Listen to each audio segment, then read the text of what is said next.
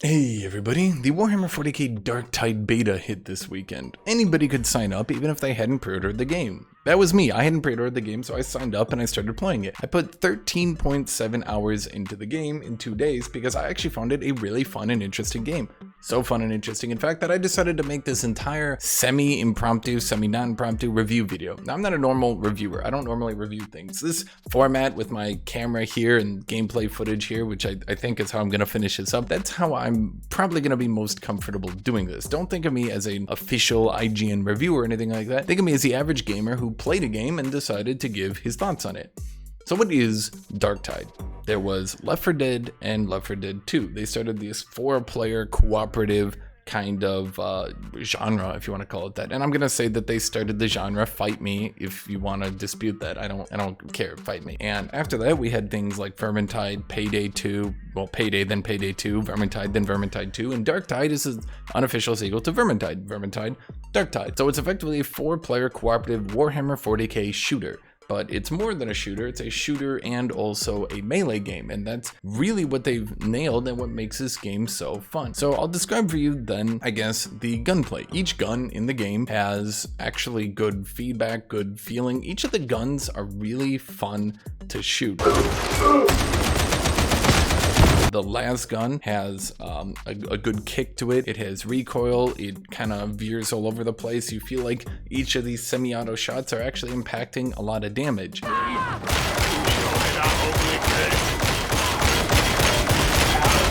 The shotgun has an amazing sound effect to it, and I love using the shotgun. The auto gun, despite its limited damage and sometimes very limited ammo, also feels very fun to play. Those are just balance concerns, but in overall, it's actually really fun to use the auto gun. None of the guns that I've used have actually felt really that bad. In fact, none of the guns I've used have actually felt bad. How is the melee? The melee is very impactful as well. It has good sound effects.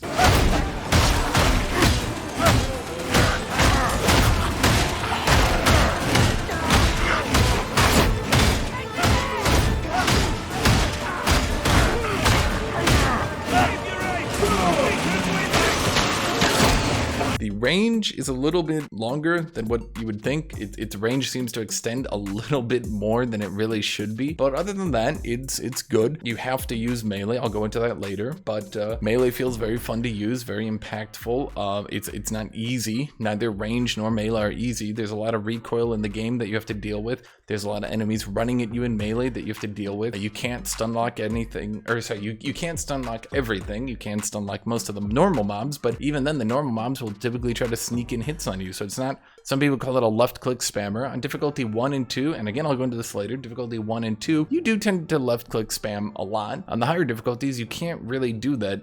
You have to actually weave more abilities and do we call it abilities? Different attacks, let's call it that, into melee, and you have to, you know, kind of dodge and back off and do things like that. And that's something important. There is a dodge. It's not like a dodge roll. It's just like a little zoom. You know what I mean? You kind of zoom left, right, or back, and you can use that to dodge special attacks or leaps from some of the special characters, or you know how these 4-player cooperative games typically have like special enemy types that'll try to. In this game, they can catch you in a net, or they can pick you up and slam you into the ground, or the wolf can jump on top of you, and you need to dodge those.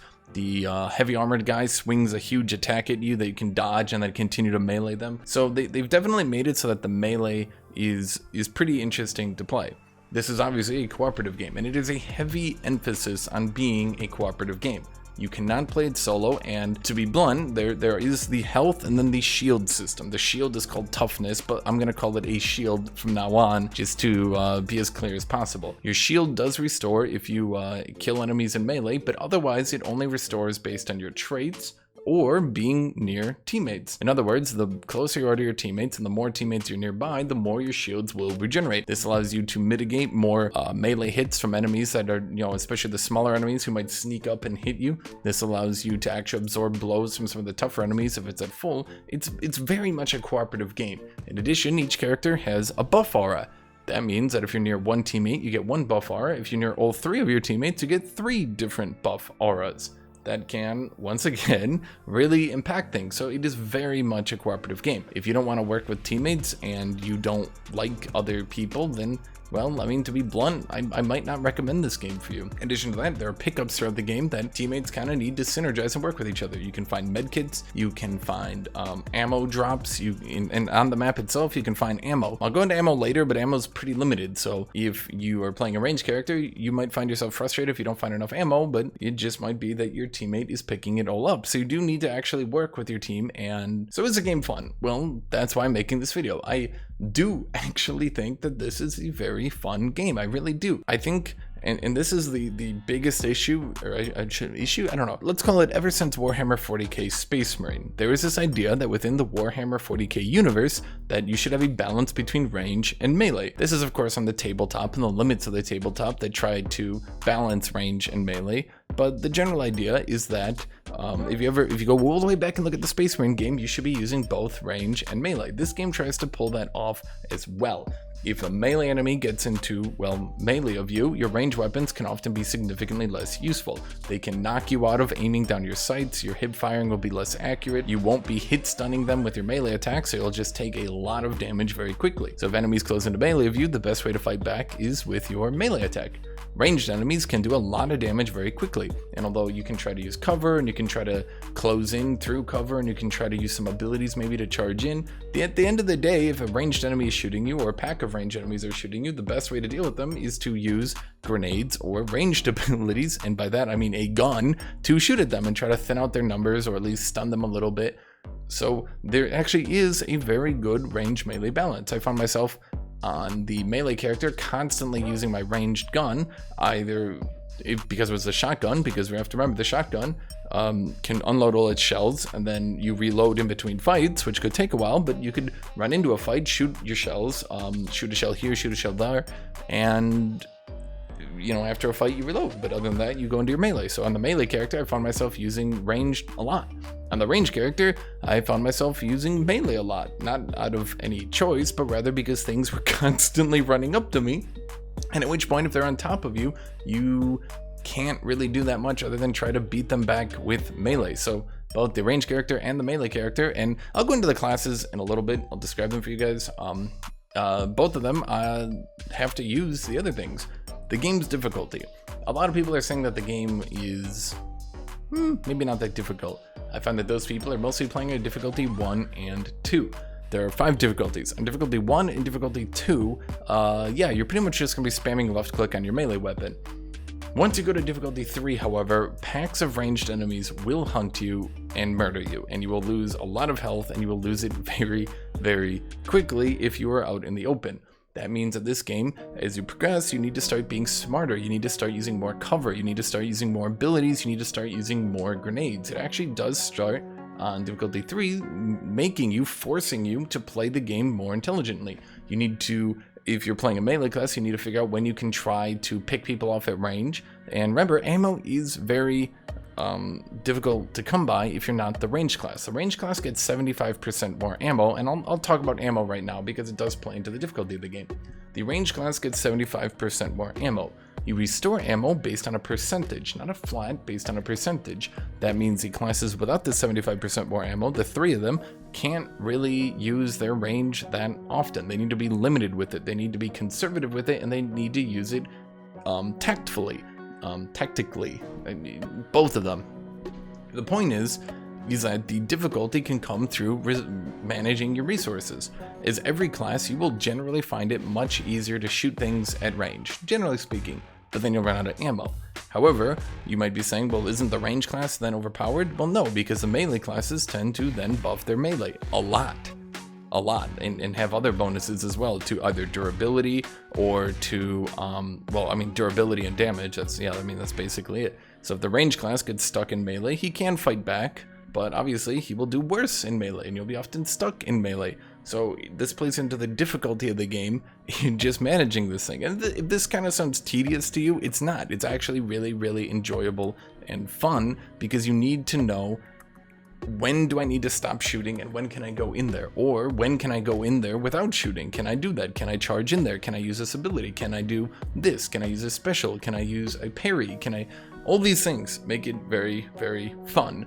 So then, if it's a fun game to play and it actually has a good amount of difficulty, what is the gameplay loop?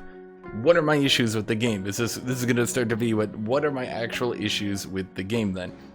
Well, my issues are the gameplay loop, because obviously you go into a mission and you do your mission, but the missions are the same every time. How many missions are there in the open beta? There are 4. They obviously are going to have more. I don't actually think that there's only 4, obviously. Like, they're obviously holding some back for the final release. But the question is, how many are they holding back for the final release? Because the missions do start to get some repetitive, obviously. Put 13 hours into the game. And how many would they really need? I would say a good number would probably be about 15 missions to really stop making it repetitive. Because remember, they're 20 to 30 minutes. So with 15 missions, that would mean you would need to put about 7 to 8 hours into the game in order to repeat one mission. How many will they launch with? Probably, I don't know. I remember reading that Vermintide 2 launched with 13. Will they launch with 13 or less? I don't know. They haven't been too clear about that, and some of the information they've put out has been conflicting, so I'm just going to have to wait for the full release of the game. So if that's the gameplay loop of you go into the mission, you complete the mission, you get levels, you get gold, you get that sort of stuff, you try to buy higher gear, and the gear of course has the item score and stuff like that. So what would be the issue here? The gear issue becomes more and more obvious as you continue to play through the game, and it becomes obvious kind of early actually. When we look at our loadout, what do we see? 2 items. That's it, just 2. We see a melee weapon and a ranged weapon. What can the melee weapon have on them? They can have up to, at max rarity, 2 of these more intricate passives and 2 of these more minor passives. So I have plus 10% damage to maniacs and 15% movement speed for 2 seconds on special action hit. And at the highest rarity, you can have, again, 2 of these and 2 of these. That's not that diverse, realistically, and I haven't really seen anything more complicated than that. And you can have that obviously on your melee and your range. But the problem here is there's just 2. It's just that this is not a lot of customization, to be completely honest with you. Now, unless cosmetics means more than cosmetics, and these items might eventually have stats on them, I'm going to assume that cosmetics means cosmetics. So we have the head, upper body, lower body, additional cosmetic, the frame, I'm assuming that's here because that's all it does, and the insignia that we can have somewhere. We can also have stances, which I'm going to be honest, I'm not really sure what that does because I haven't gotten any. So that's it for cosmetics. None of your actual, we don't seem to have armor or anything like that. The feats seem to be where the majority of the customization comes in. Each character obviously has a grenade, an aura effect, an ability, they have their iconic effects, and then they have their feats. Now, every 5 levels you unlock a new feat tier, and you get to choose one of those 3. To tell you what tier 1 would do, just as an example, you have replenish 100% more toughness on melee kill, or 33% toughness damage reduction on critical hit for 3 seconds, or replenish 7% toughness per second within 8 meters of any enemy, and you get to obviously choose one of these. And that's the entire customization for the game. The issue that I'm seeing here, and the issue that I think a lot of people are going to be seeing here, is this isn't a lot of customization actually. So with that issue, the lack of customization, which of course means the lack of progression, will the gameplay loop be satisfying? And I've put 13 hours into it, and I've already started to feel the burden of the gameplay loop starting to kind of find its end, find its close. You do a mission, you repeat that mission, you get gear, you get better gear, you move on and you do more damage, you move to a higher difficulty, then you get more gear, and then you move on to a higher difficulty, and then you get better gear and better gear. They've promised 80 weapons on release. Now that is 80 weapons. I don't know how many classes, but between the 4 different classes, I can just guesstimate, considering that some weapons are obviously shared between them. I'm going to assume that means probably, other than the Ogren, who likely gets shafted because he has his own weapons, I'm going to imagine that all the other classes have about 15 melee, 15 ranged different weapons. The issue I'm starting to think is, will that include the multiple different types of las guns as different weapons? After I made this video, I see I didn't clarify this point enough. You can see right here we have the Kentril MG7 infantry las gun and the Kentril MG1A infantry las gun, and these are both technically las guns, but one shoots faster for less damage but has more ammo, and one shoots slower for more damage but has less ammo. And I guess I'm just wondering, do they consider these to technically be different weapons, even though you know, they're both las guns? I don't know, and that's one of those questions we're gonna have to look at on release. How many different pure weapon types do we have? How much do I play through a game and keep progressing until, well, I get bored? We're seeing through the customization issue that there's not much depth to the actual progression in the game. Once you get your favorite weapon, once you get your favorite, let's say your favorite setup, right? Do you move on to another class and do you play on that class? Well, probably, yeah.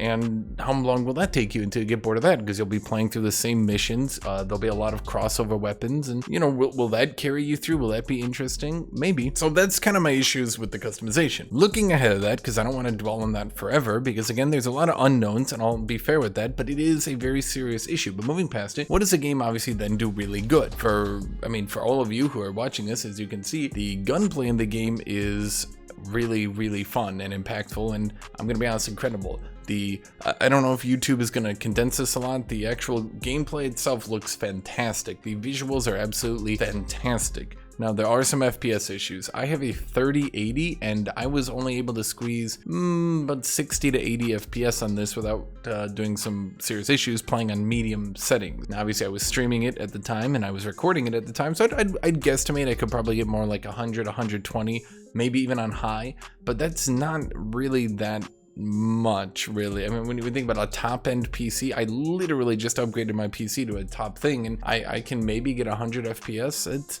not great optimization.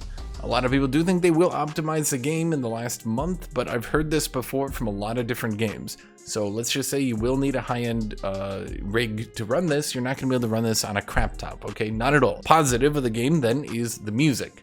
The music is absolutely gorgeous in every way. In fact, let's just listen to the boss theme here for a little bit, because I think all you really need to experience what it's like to hear the music of this game.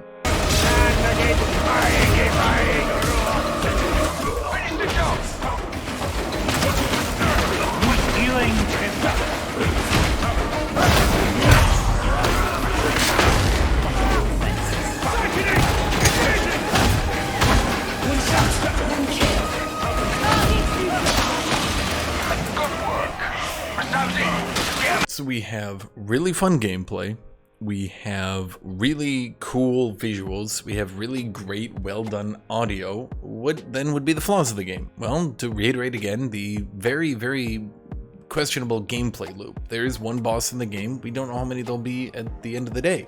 We don't know how many missions will be in the game. We don't know, is this really it for customization? Because again, this is really, really shallow customization. To loop back, are we going to get a lot of classes that you can experience through, and maybe through customization and some other options, customize individual characters that'll experience the game through better? Can we do that? Well, no. While this probably isn't going to come as a surprise, because games like this generally don't allow you to customize and make individual characters too much, in this game you really still can't do that. Although they did put a lot of effort actually into making sure that your characters kind of felt unique, even if they weren't. To describe what I mean, let's go through the character creation. This is character creation. So you choose one of the 4 classes, and each class has their own passives, they have their own ability, they have grenades, and they have unique weapons that can only be used by that class. So for example, the veteran sharpshooter can use plasma guns and a combat shovel at the end. The Zealot Preacher at the end can use 2-handed thunder hammers and flamers. So they do have creativity and uniqueness, but if I enjoy a Zealot, can I make another Zealot who is different in any way?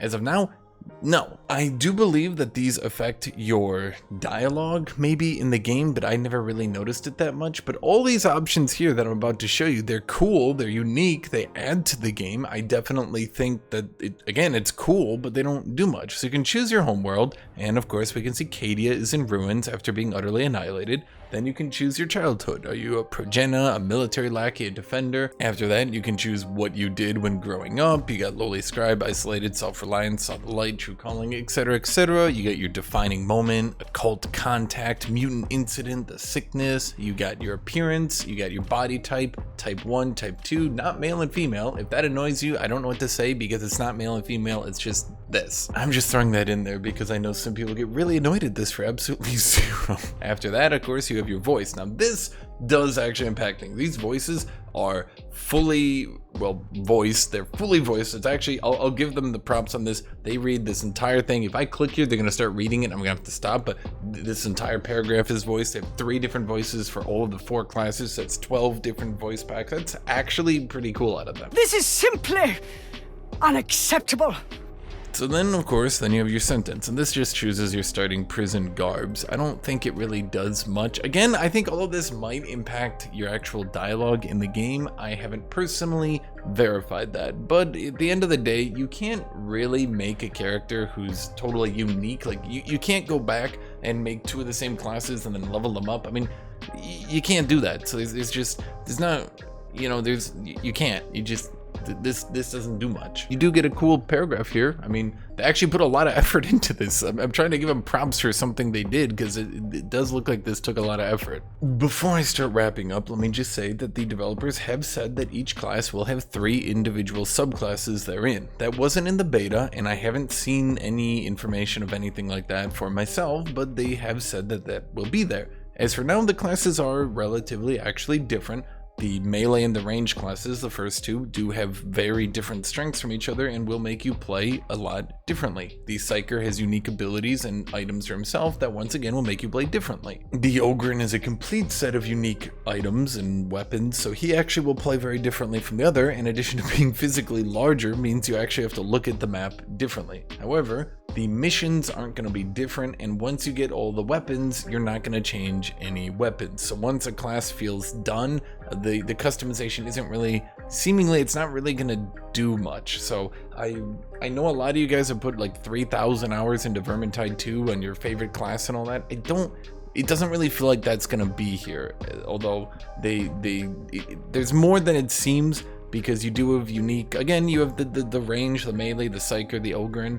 So as I start wrapping this up, what are my final thoughts going to be? I kind of wish that they had taken a little bit more time, maybe a month or 2, and they just maybe added trinkets, maybe added armor customization, something like that, rings, anything. I know this sounds very normal stuff, like, oh man, it's so typical, why would you put that in? But the thing is, like, it's typical because going all the way back to Diablo 2, people found out they enjoy picking up and just having extra stuff in their inventory that, you know, even if it doesn't do them much, you know, they like going from the belt to the better belt that gives them slightly more health, and you know, that's fun, that's cool, right? That keeps you playing the game for a little bit longer time. And you know, this game is just lacking those sorts of options, and I feel like if I play through the missions with my shotgun, eventually it's just going to be like, okay, I could go to the assault rifle, but it's going to be the same missions, and if I've already played through them all on my shotgun, you know, what am I really achieving here? I know Left 4 Dead was really popular for a long time, and Left 4 Dead had no progression, so I'm trying to keep an open mind here, but this is just me, and from my perspective, I feel like after 50 hours, maybe you're gonna cap out here, and 50 hours might be being a bit lenient here. I think at the current rate, unless the subclasses and the additional maps are absolutely incredible, unless there's some events or something like that, I really think that this game might cap out at 30 to 40 hours, but I'm willing to be wrong, because again, we haven't seen anything. They said they were holding back some weapons, but you know, I'm a bit skeptical on any game that goes into an open beta and says, you know, this is our big showing, we were gonna show everyone our coolest stuff, and then we held back for some reason. Like, why would they do that, right? Why would they randomly hold back? It doesn't make any sense to me. Does it make sense to you? Because it doesn't make sense to me. So what are my thoughts on this game? Should you buy it for 40 bucks? I am gonna be honest, I think that if you have the money and you like this genre, I think you should try it. If you don't have the money, don't buy it, obviously. And if you have the money but you're not like a huge fan of the genre, I kind of wouldn't recommend it. Now, there is one exception here. If you after the game goes live and there are reviews and there are a lot of new missions and the subclasses are actually pretty cool, and it does appear to you that this is pretty cool, then I would go recommend to buy it. Now, if you have more money than you have spare time, this game's actually pretty dang fun. If you have a group of friends, I would definitely recommend this game. I don't know how much time you'll get out of it, but I would definitely recommend this game. Why is my recommendation so complex? Because everyone likes games for different reasons, and while I could recommend this game to one person who would absolutely hate it, I could recommend this game to another person who would absolutely love it. So far as bugs and things like that, I've noticed some crashes. Obviously, it's beta, but we've seen with games like Cyberpunk that's saying it's beta, you know, it's a month out from release. How much can they really fix, right? I haven't seen that much crashing. I've seen some crashing, some disconnecting, nothing. To be honest, I've played a lot of games. This is nothing concerning. It seems about on par. This actually, I know I just mentioned Cyberpunk, but this really does seem like things that'll be fixed in a month. This is nowhere near actually bad issues. So my final recommendation is, you know, you've seen the footage, you've seen me talk about the game. If you're content with a game that might be a bit shallow but gives you pretty fun gameplay for the time, then honestly go for it. And that's gonna be it for this review. So if you like this review, make sure to like the video. If you have any comments, any thoughts on it, make sure to leave a comment or any thoughts on it. And honestly, thank you all for watching this. So I hope you all have a great rest of your day. Goodbye, everybody.